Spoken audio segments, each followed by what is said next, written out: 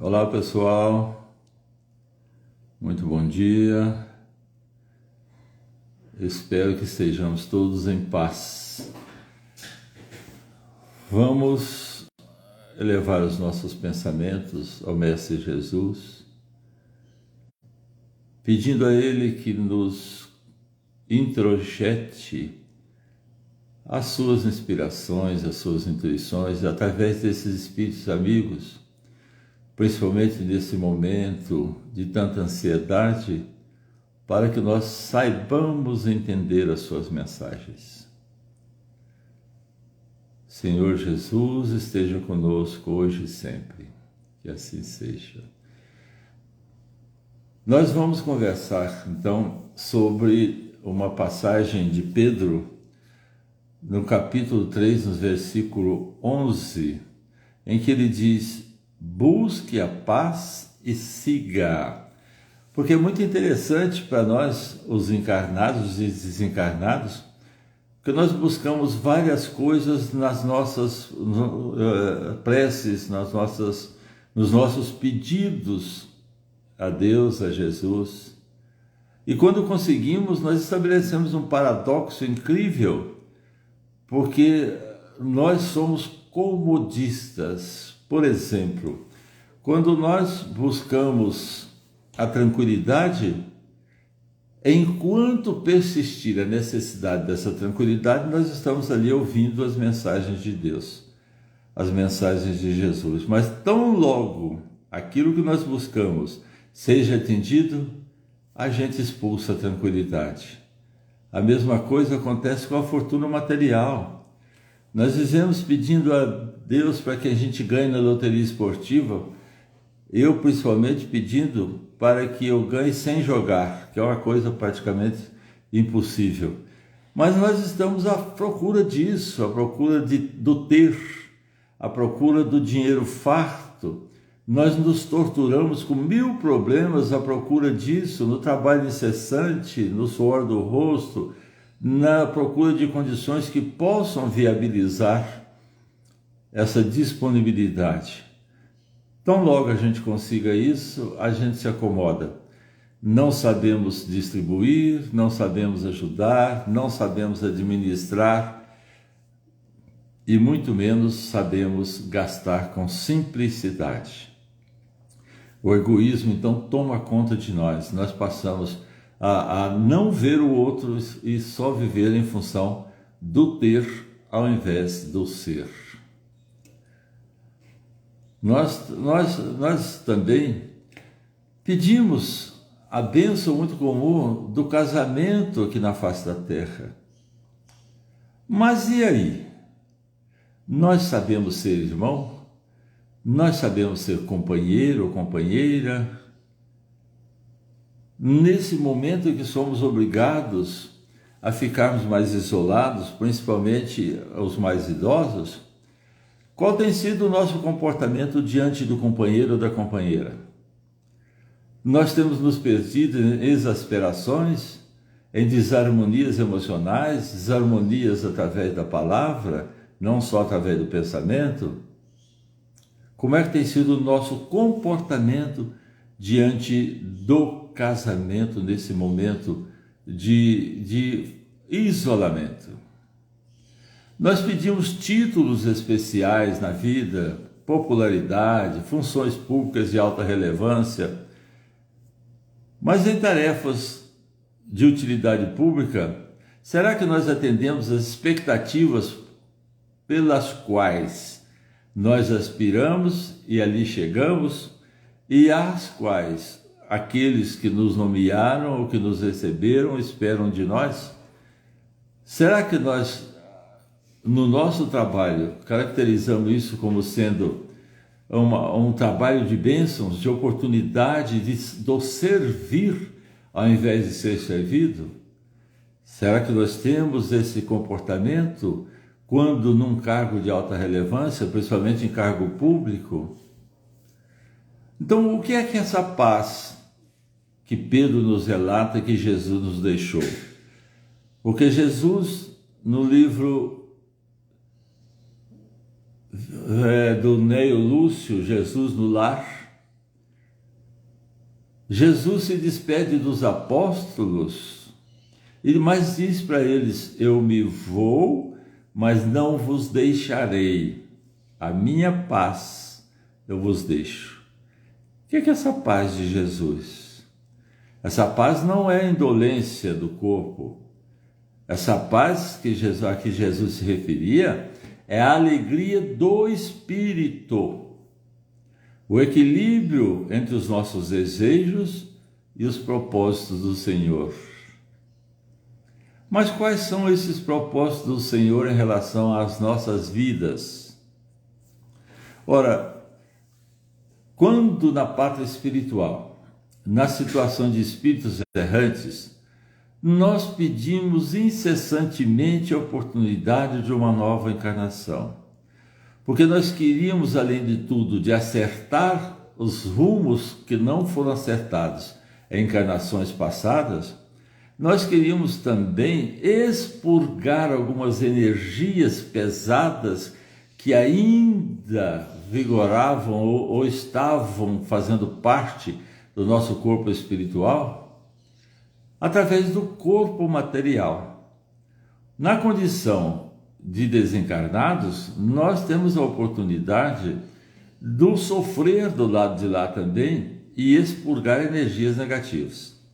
Mas do lado de cá, como encarnados, é muito mais fácil, porque o espírito, através do perispírito e do duplo etérico, faz chegar ao corpo as energias deletérias que precisam ser expurgadas, expulsadas.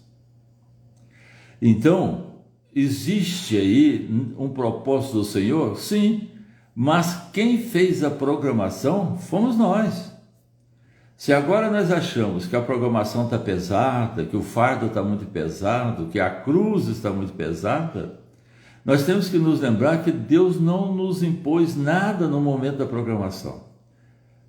Naquele momento em que os espíritos amigos, os nossos espíritos protetores, os espíritos encarregados da reencarnação, faziam toda essa programação pedida por nós, Deus simplesmente olhou para nós e falou: criança amada, eu te entendo a sua ansiedade no trabalho de depuração energética.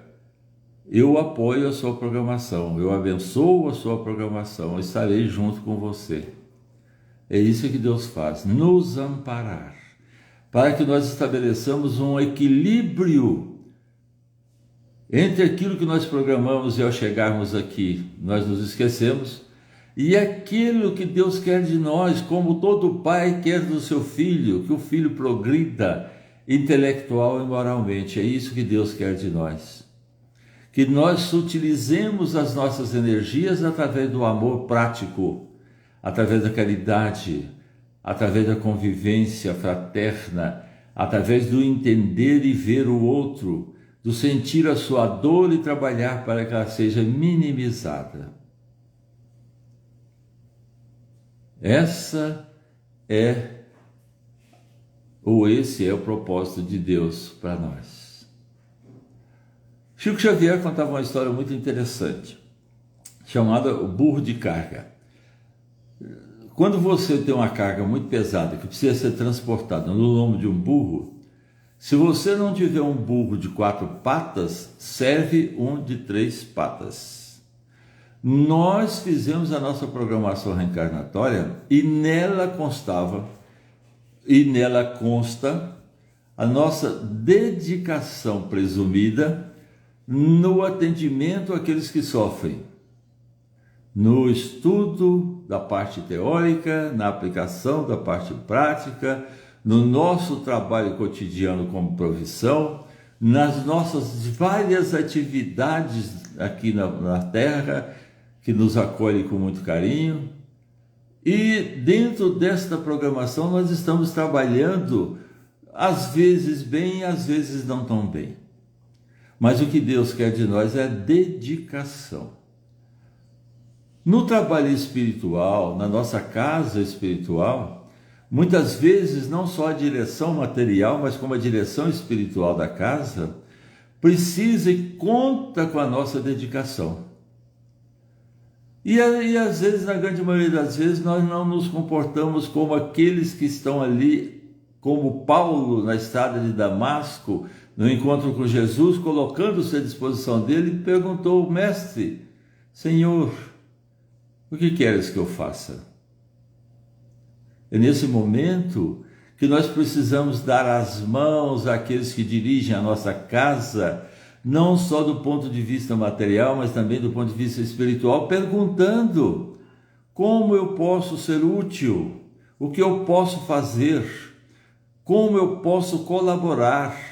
Nos sentir como componentes, participantes ativos da casa. Não só adquirindo livros, mas estudando-os, para que a parte teórica possa fundamentar a dedicação prática.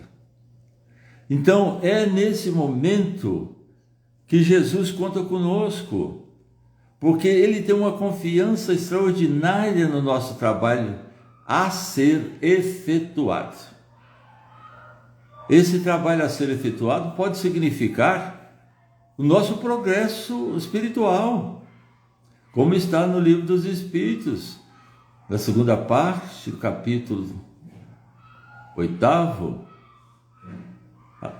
a lei do progresso. Pode ser que eu tenha me enganado nessa citação, depois vocês dão uma olhada. Então, o nosso aprimoramento espiritual, a nossa sutilização dessa energia densa que nós trouxemos de outras encarnações, as quais nós precisamos trabalhar e sutilizar, está na nossa dedicação ao trabalho. Nós estamos, não por acaso, reunidos numa casa que nos acolhe. Essa casa nos acolhe com muita tranquilidade, de uma forma real, mas com o compromisso com o Cristo da dedicação. E foi o que o Cristo disse quando perguntado sobre como aprimorar essa parte moral. Ele disse: negue cada um a si mesmo, tome a sua cruz e siga-me. A nossa cruz em relação à nossa casa é a nossa dedicação e o nosso trabalho. Porque nós já passamos por esse momento da iniciação na virtude, que nos causou um conflito interno muito grande, porque nós estávamos acostumados, acomodados com as coisas que fazíamos e que nós achávamos que eram muito naturais. Os nossos comportamentos diante da sociedade, diante dos grupos com os quais convivíamos, obedecendo a costumes desses grupos, e às vezes não os analisava. Mas de repente chega essa luminosidade extraordinária do amor para os nossos corações, e nós começamos a nos autoanalisar, a nos autoconhecer e principalmente a tomar medidas que vão de encontro frontais com os costumes que esposávamos. Então isso gera um conflito interior. Não é o bem-estar nesse momento, é a piora.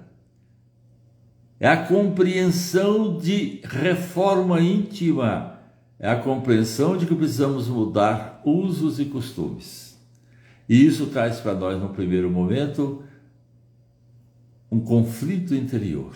Então compete a nós nos esforçarmos como aprendizes que somos. Ao invés de paz, teremos guerra renovada dentro de nós, que é a reforma interior.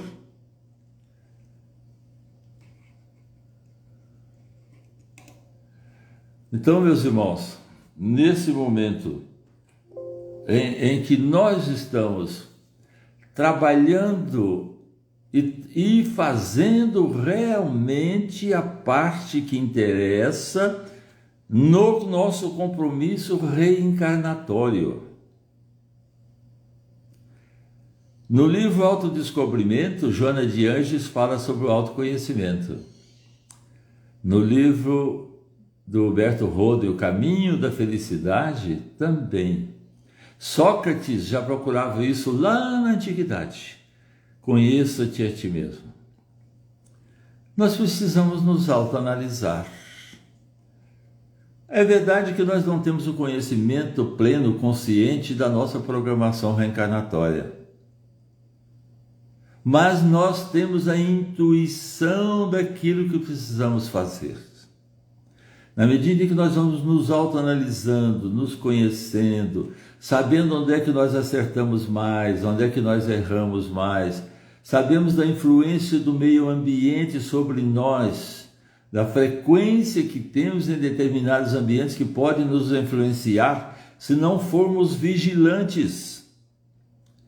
Lembrando que Chico Xavier foi levado pelo pai dele para que começasse a exercer a sua função sexual em uma casa de tolerância.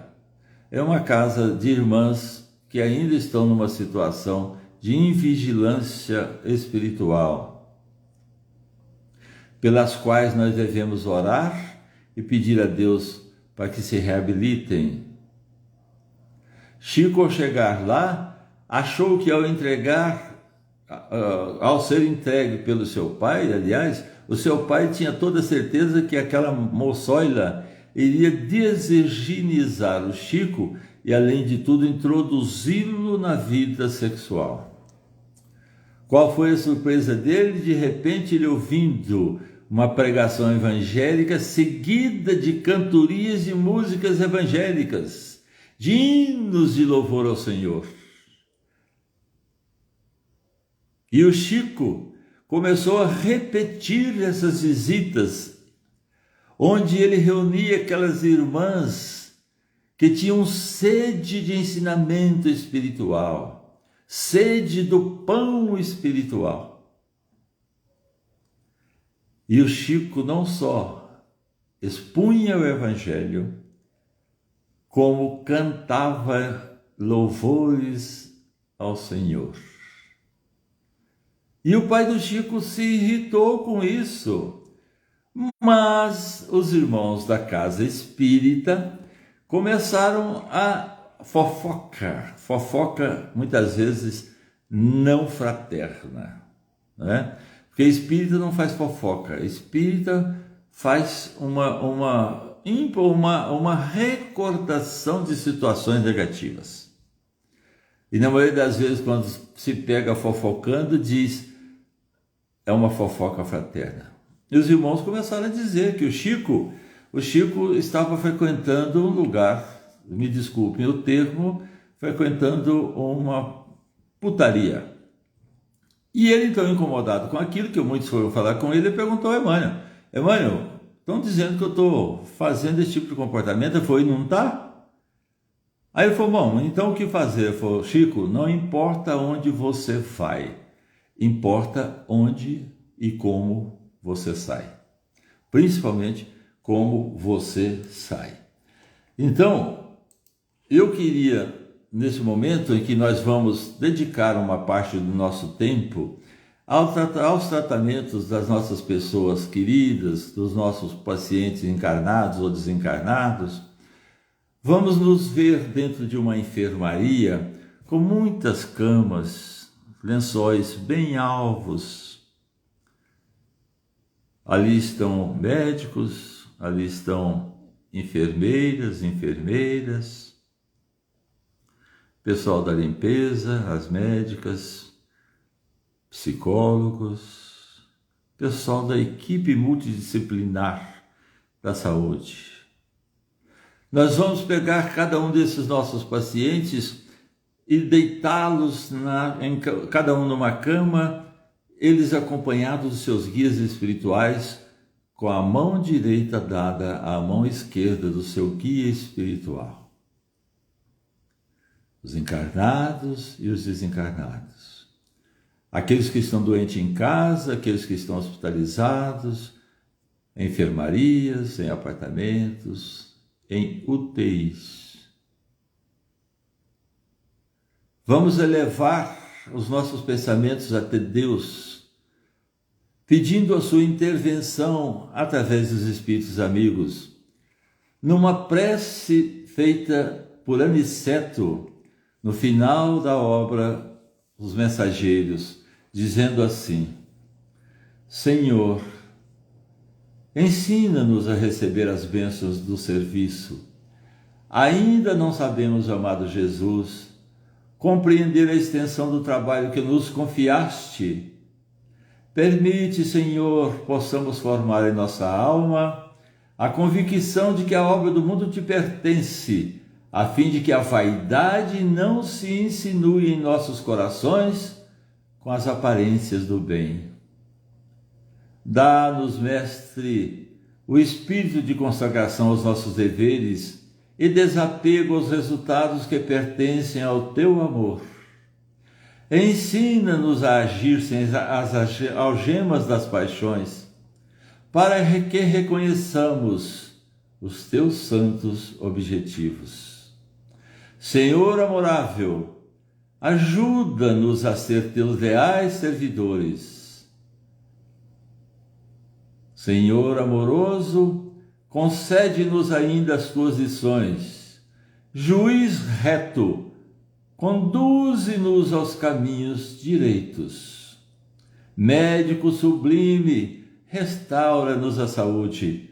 Pastor compassivo, guia-nos à frente das águas vivas. Semeador do bem, ensina-nos a cultivar o campo de nossas almas. Carpinteiro divino, auxilia-nos a construir a nossa casa eterna. Oleiro cuidadoso, corrige-nos o vaso do coração. Amigo desvelado, sê indulgente ainda para com as nossas fraquezas. Príncipe da paz, compadece-te de nosso espírito frágil, abre nossos olhos e mostra-nos a estrada de teu reino. Que assim seja, meus queridos irmãos. Nós vamos então encerrar aqui a nossa participação, pedindo a Deus que nos abençoe a todos. Que assim seja.